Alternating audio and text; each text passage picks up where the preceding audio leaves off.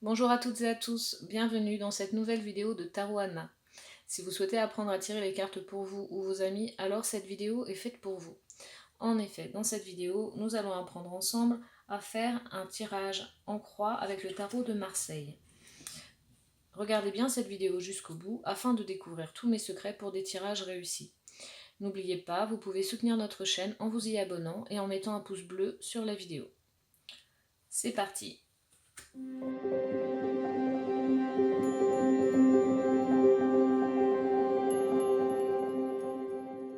Donc dans cette vidéo, nous allons apprendre ensemble à réaliser et à interpréter un tirage en croix. Ce tirage est couramment utilisé en cartomancie, puisque c'est un tirage assez facile qui permet d'avoir des réponses très claires à des questions.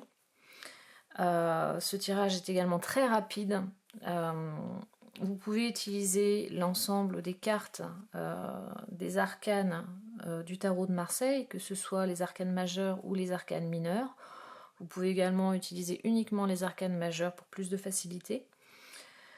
Vous pouvez utiliser les cartes à l'endroit ou à l'envers, peu importe. Si vous êtes débutant, je vous conseille de n'utiliser que les arcanes majeures et que les cartes à l'endroit. Ce sera beaucoup plus facile pour débuter. Et si vous voulez pratiquer le tarot dans son ensemble, aucun problème. Ce jeu est tout à fait adapté à toutes les cartes. Vous pouvez bien sûr utiliser le tirage en croix avec n'importe quel jeu. Vous pouvez l'utiliser par exemple avec l'oracle des miroirs ou avec l'oracle de Béline, l'oracle G, le petit Lenormand, peu importe. C'est vraiment un tirage qui est adapté à toutes sortes de jeux et toutes sortes de questions. Bien sûr, au niveau des questions, vous devrez faire des questions fermées. Vous ne pouvez pas poser des questions doubles, par exemple. Vous ne pouvez pas demander si vous allez être en couple avec Paul ou Jacques. Il faudra demander déjà si vous allez être en couple avec Paul et ensuite éventuellement refaire un tirage si vous allez être en couple avec Jacques. Mais vous ne pouvez pas faire de tirage à double possibilité, sinon les cartes seront totalement perdues. Voilà. Donc nous allons débuter. Donc vous pensez bien à votre question pour commencer. Donc nous allons imaginer comme question: est-ce que la consultante va être en couple dans les 30 prochains jours? Dans ce type de tirage, vous pouvez indiquer un délai. Donc par exemple, vous posez votre question et pour savoir si la réponse sera positive ou négative dans les 30 prochains jours, dans les 2 prochains mois, etc. Ça vous permet de dater globalement en fait la réponse. C'est une petite feinte pour arriver à dater avec le tarot de Marseille. Donc, vous pensez bien à votre question. Est-ce que je vais être en couple dans les 30 prochains jours? Donc, vous battez vos cartes.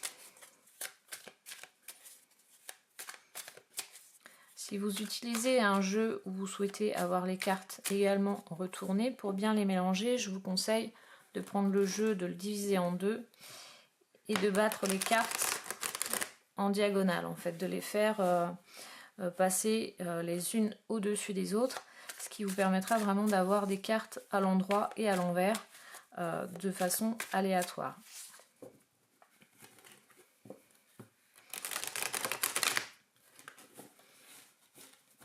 Voilà.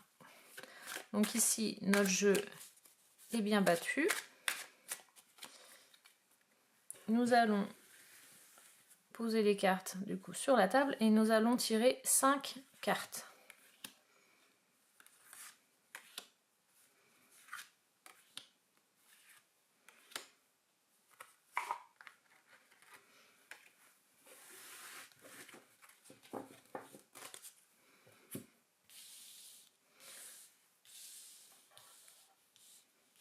Donc ici nous avons nos 5 cartes, nous allons les mettre en position du tirage en croix. Donc la première carte ira à gauche.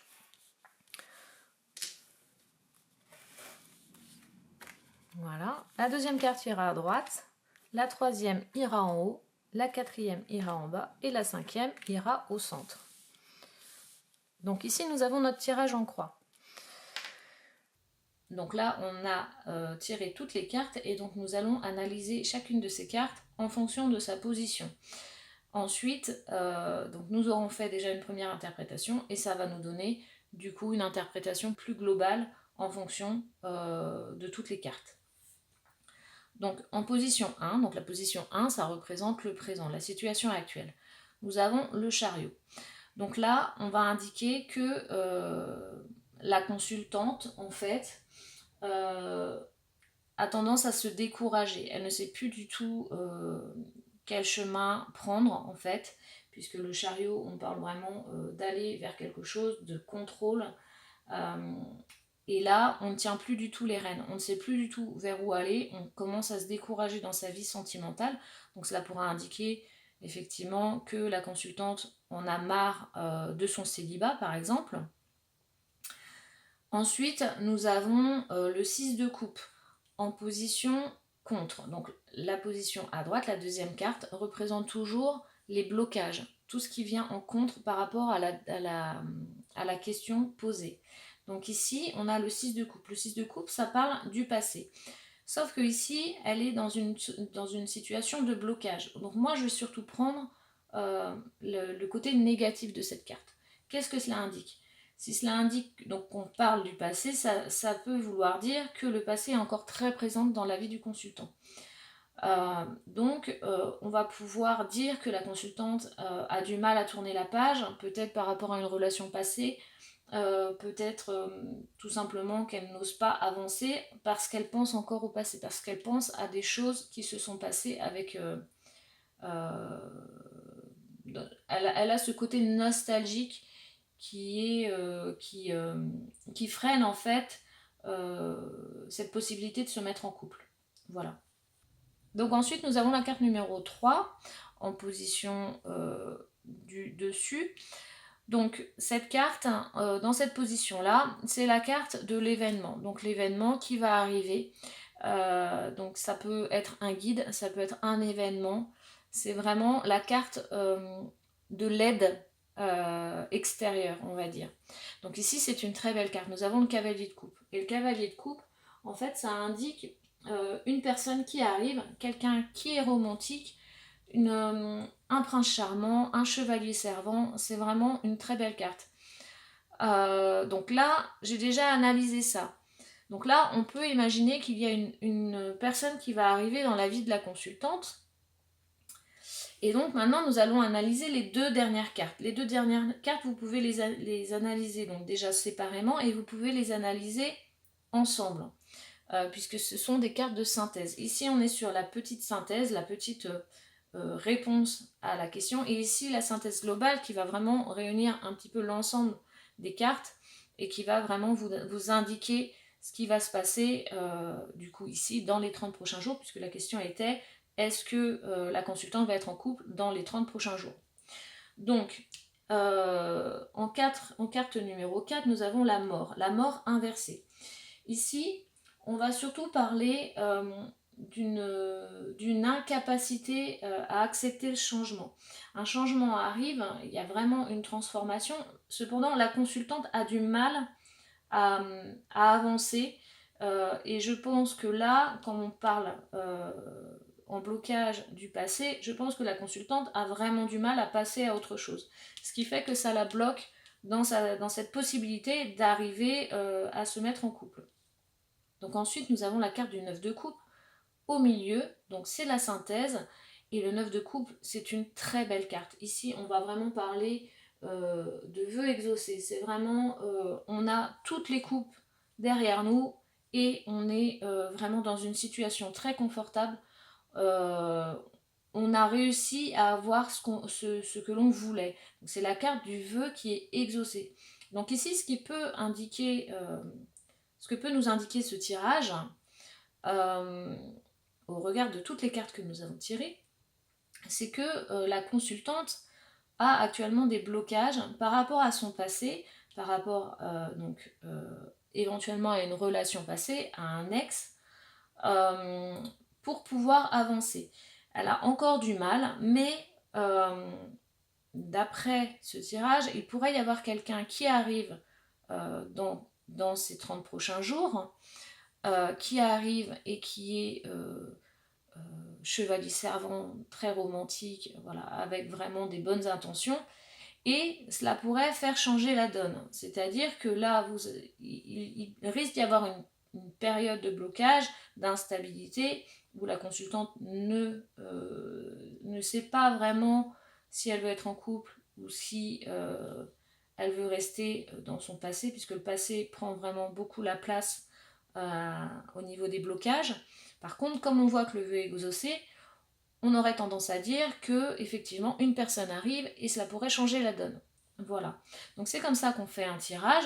On analyse déjà chacune des cartes dans sa position, bien prendre en compte dans la position de blocage le côté négatif de la carte. Et puis ensuite, on analyse l'ensemble. Et voilà, donc là vous avez un tirage en fonction de la question qui est plutôt positive. On peut analyser également l'ensemble des cartes si par exemple là vous avez beaucoup de coupes. On a quand même 3 coupes. Donc les coupes, ça représente tout ce qui est émotionnel, tout ce qui est sentimental. Et on a 2 cartes, 2 arcanes majeures qui va représenter tout ce qui est changement. Et elles sont retournées. Donc là, on parle vraiment d'un blocage au niveau des changements, du changement. Donc moi, je pense que la consultante a du mal à avancer, mais je pense qu'il y a une personne qui va arriver et qui va vraiment débloquer la situation. Voilà. Donc bien analyser toutes les cartes, et puis vous pouvez faire des tirages avec vos amis, ça peut être plus facile aussi de faire un tirage pour quelqu'un d'autre que pour soi.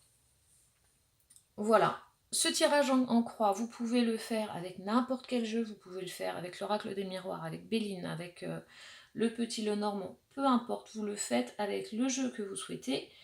Et ce qu'il faut bien prendre en compte, c'est vraiment la position et la signification des cartes. Voilà. J'espère que cette vidéo vous a plu. N'hésitez pas à vous abonner à notre chaîne Tarot Anna. Allez voir notre site, vous y trouverez des vidéos connexes, des articles, ainsi qu'un tirage de tarot en ligne 100% gratuit. Et si cette vidéo vous a plu, vous pouvez me laisser un commentaire et me mettre un like sur la vidéo. A très bientôt!